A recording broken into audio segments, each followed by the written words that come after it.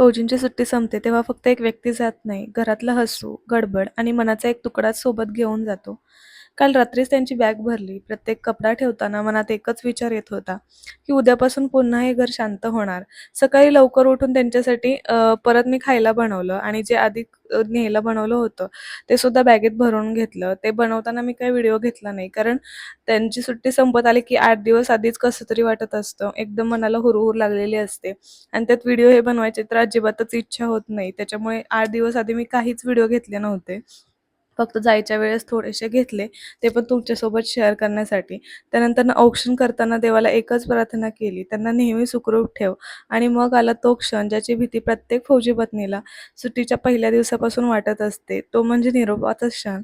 हजार वेळा स्वतःला समजावलं होतं की रडायचे नाही, पण त्यांच्या गाडीने वळण घेतलं आणि डोळ्यात साठवलेलं सगळंच पाणी वाहून गेलं. लोकं म्हणतात काही दिवसांचंच तर अंतर असतं, पण हे अंतर खूप मोठं असतं ते त्या फौजीच्या मुलासाठी आणि त्यांच्या बायकोसाठी.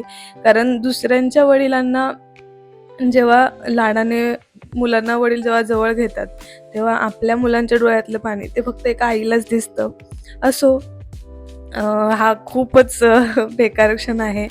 चला तर मग भेटते तुम्हाला पुढच्या व्हिडिओमध्ये. बाय.